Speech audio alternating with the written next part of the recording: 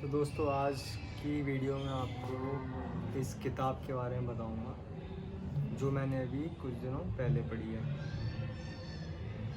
तो जैसा कि आप देख सकते हैं कि इसके जो फ्रंट पेज है, उसका फ्रंट कवर है, उसके अंदर आपको आयुष्मान खुराना की आपको एक फ़ोटो दिख रही होगी। तो ये जो बुक है ये आयुष्मान खुराना की ऑटोबायोग्राफी है। इसमें आयुष्मान खुराना बताता है अपने मतलब चाइल्डहुड से लेके जब तक उसका कैरियर इस्टेब्लिश हो जाता है विक्की डोनर तक, तो कैसे मतलब वो आगे बढ़ता है अपनी ज़िंदगी में, कैसे वो क्या क्या करता है और अपने इंटरेस्ट के बारे में बताता है और अपने एक्टिंग करियर के बारे में बताता है। तो कैसे उसे ब्रेक मिलता है, हाउ ही मूव्ड। तो ये बुक जो है वो इस बारे में है। उससे पहले मैं आपको एक इसके पीछे जो एक कमेंट है परिणीति चोपड़ा का, जब उसने ये किताब पढ़ी होगी तो उसने इस बुक के बारे में क्या बताया वो है इसमें Ayushman's account of the dreaded yet inevitable pre-stardom struggle is as real and insightful as it gets.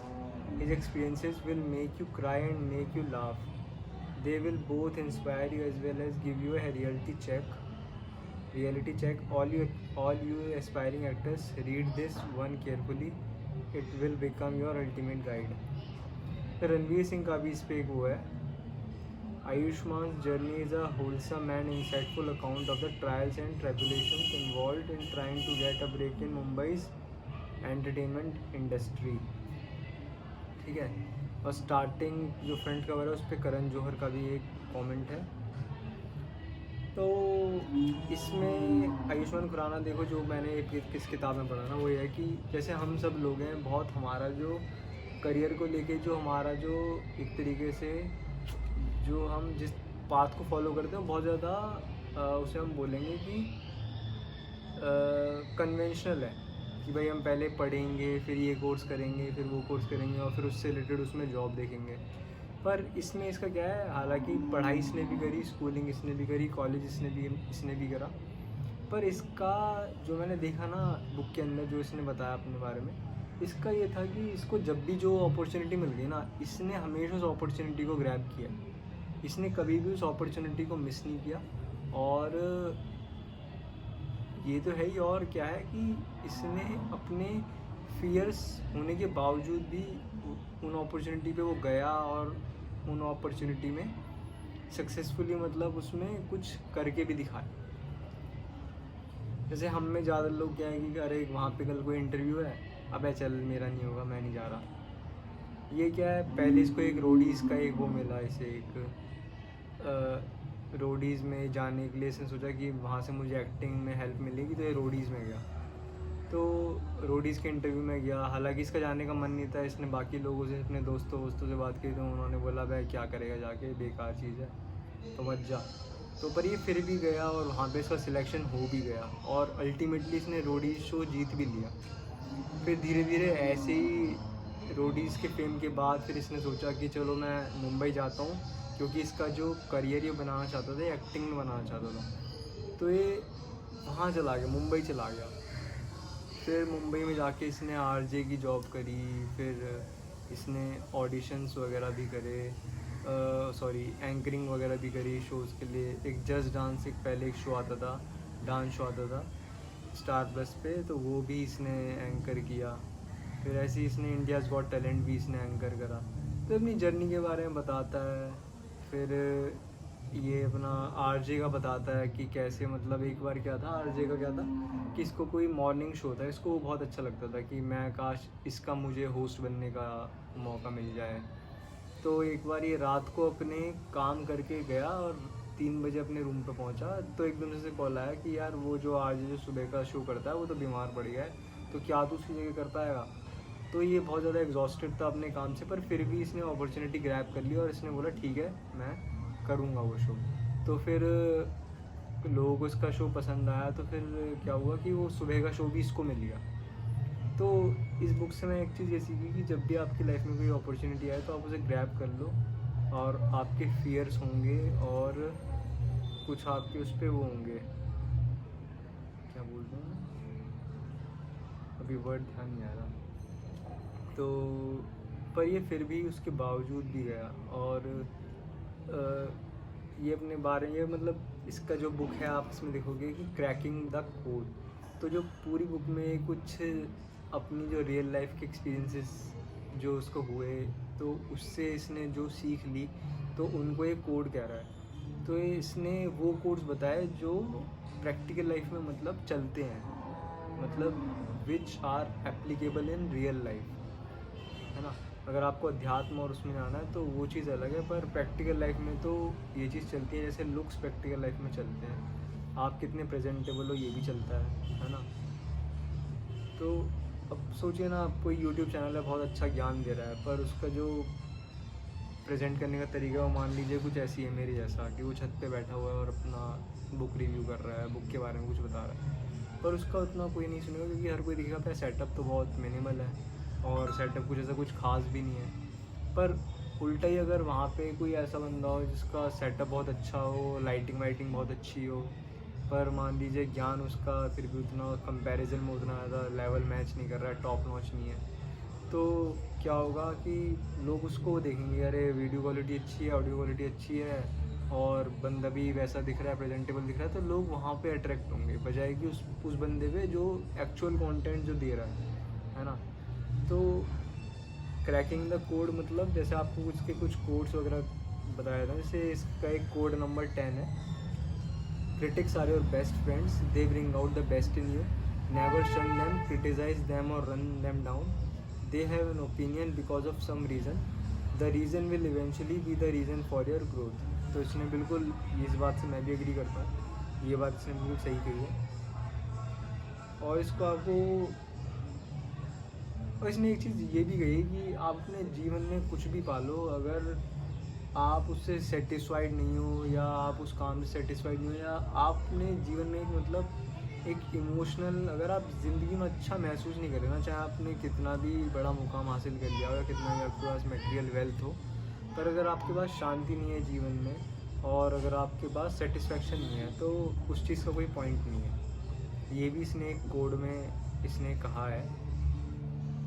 और देखिए जिस कोड के बारे में बात कर रहा था ना, वो कोड इसने कोड नंबर 3 है, never let go of an opportunity if it comes knocking at your door, it's worth giving your 100% to at least once, it worked in my case.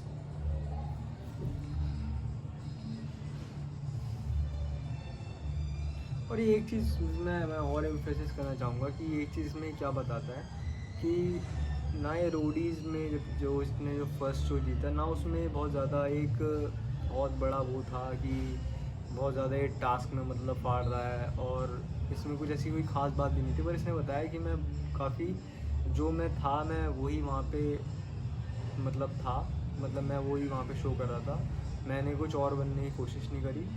और जो लोगों को जो मेरा एक चीज़ पसंद आई वो ये पसंद आई कि मैं काफ़ी जॉली था और मैं कुछ जैसे कॉमेडी वगैरह करता था तो वो लोगों को पसंद आता था। तो इसने एक वो चीज़ अपने बारे में बताई कि be as real as you can, never fake it off.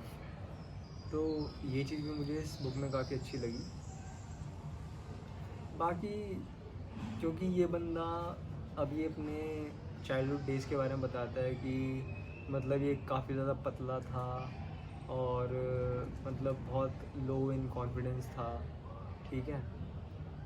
तो मतलब इसका मतलब फ़िज़िकली इतना अट्रैक्टिव नहीं था ये, तो ये वीडियो में ये इसमें बताता है बुक में। तो फिर धीरे धीरे मतलब इसके पापा को भी लोग कहते थे कि जी आपका छोटा बेटा तो इतना बढ़िया है, पर बड़ा बेटा मतलब पंजाबी में बोलते हैं माड़ा है, मतलब इतना अच्छा नहीं है। तो इसको वो बात मतलब ये बुक में ऐसा बताता है अपने बारे में कि जो कि मुझे भी विश्वास नहीं हुआ जब मैंने बुक पढ़ी, क्योंकि मैं आयुष्मान खुराना को जब देखा था मुझे काफ़ी सही लगता था, हाइट वाइट भी अच्छी है इसकी और फिज़िकली भी फिट है इतना और देखने में भी अट्रैक्टिव लगता है। पर जब ये बताता है ना कि मेरे दांत बाहर निकले हुए थे और मैं बहुत पतला था और मैं वेट ही गेन नहीं कर पाता था चाहे मैं कितना भी खा लूँ, तो मुझे लगा यार ये तो इसमें कुछ अलग ही चीज़ें बता रहा है ये। और कि मुझे लड़कियों से कभी अटेंशन नहीं मिली, ये भी बात मेरे लिए बहुत शॉकिंग थी, क्योंकि अब तो इसके पास कितनी लड़कियां हैं तो ये चीज़ भी मुझे एक लगी इसके अंदर, बुक के अंदर पढ़ के। तो देखिए अब इसमें क्या है, किताब के अंदर अपना सब कुछ बताया है इसने, है ना।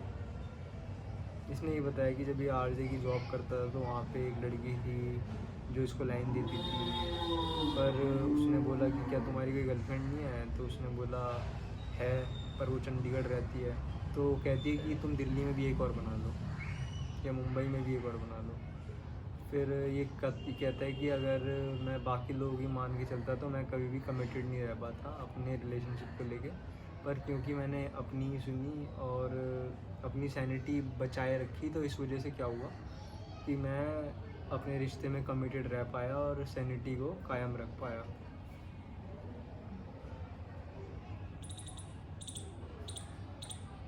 थोड़ा माड़ा जिया है, हाँ देखिए। When people came over to see us, they would inevitably remark how the little one was too cute and the elder one थोड़ा माड़ा जिया है। The literal translation of माड़ा is faulty. Really?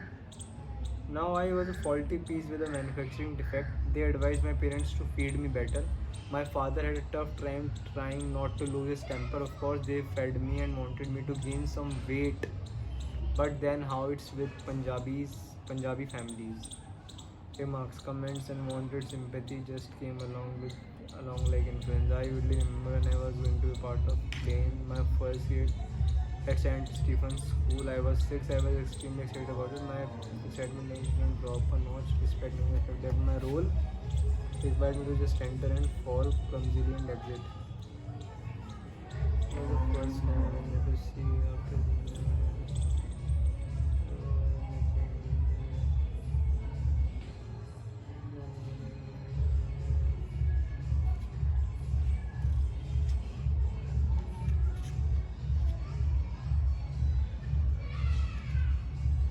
ये अपने एक शो के बारे में बताता है कि कैसे कि सिंगिंग शो में गया था तो वहाँ पे से काफ़ी कंटेस्टेंट्स मिले थे और उन कंटेस्टेंट्स के बारे में बताता है और ये कौन चीज़ बताता है, कंटेस्टेंट्स के बारे में बताता है।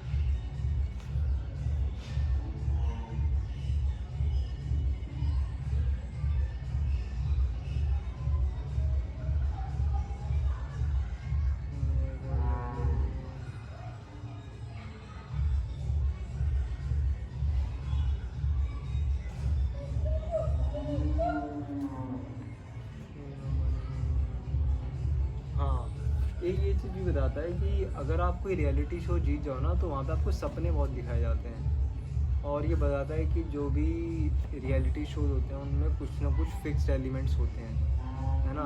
वो वहाँ पे भी बहुत कुछ मतलब फिक्स्ड होता है कि विनर को विनर नहीं बनाया जाता, किसी और को बना दिया जाता है ताकि ज़्यादा टीआरपी ली जा सके। तो ये बताता है कि अगर आप कोई रियलिटी शो जीत जाओ तो ज़रूरी नहीं है कि आप लाइफ में सक्सेसफुल हो जाओगे, क्योंकि अभी जो रियलिटी शो में आप जीते हो वो मतलब वो शो के पर्सपेक्टिव से मतलब वो उनको चाहिए आप में विनर ना, इस वजह से आप विनर हो। मतलब ऐसा नहीं कि आपका टैलेंट नहीं है, आपका भी टैलेंट हो सकता है, पर ये बताता है कि अगर आप कोई रियलिटी शो जीत जाओ तो ये एक शॉर्ट मतलब एक पासपोर्ट नहीं कि आप ज़िंदगी में सक्सेसफुल हो गए, आप पे बहुत वेल्थ आ जाएगी। क्योंकि जैसे बताता है कि जस्ट डांस का एक जो विनर है वो उसका नाम था अंकन सेन, तो वो जीतने के बावजूद मतलब जब वो जीत गया उसे लगा, उसे दिखाया जाता है कि आप ये हो गए वो हो गए, आपको मतलब सभी चांस मिल जाएंगे आपको। पर बाद में होता क्या है कि अंकन सेन जो कर रहा होता है वही कर रहा होता है। और ये ऐसी 2-3 और एग्जांपल बताता है कि उन्हें मतलब इतना ज़्यादा चढ़ाया जाता है कंटेस्टेंट्स को कि आप ये हो गए वो हो गए, इतनी सारी अपॉर्चुनिटीज़ आपको मिल गई, पर एंड में कुछ नहीं होता। एंड में जो कर रहा होता है वही कर रहा होता है। मतलब जो दादा है कि हमें रियलिटी से मतलब वो रखना चाहिए, अपना एक वास्ता रखना चाहिए। हमें इस चीज़ को अपना सिर पे नहीं चढ़ाना चाहिए, क्योंकि वो आप विनर हो या ना हो वो उस समय एक डिमांड भी हो सकती है कि हमें भाई ये बंदा, जनता की एक डिमांड हो सकती है, टीआरपी की डिमांड हो सकती है, प्रोड्यूसर्स की डिमांड हो सकती है। तो अब मैं ज़्यादा कुछ बताऊंगा तो बुक का मज़ा किरकिरा हो जाएगा, तो मैं अपनी वीडियो को इधर ही रोकता हूँ। बाय। अब जो मैं नेक्स्ट बुक जो पढ़ूँगा वो ये वाली पढ़ूँगा, फिर मैं इस बुक के बारे में भी आप लोगों को बताऊँगा। Okay bye.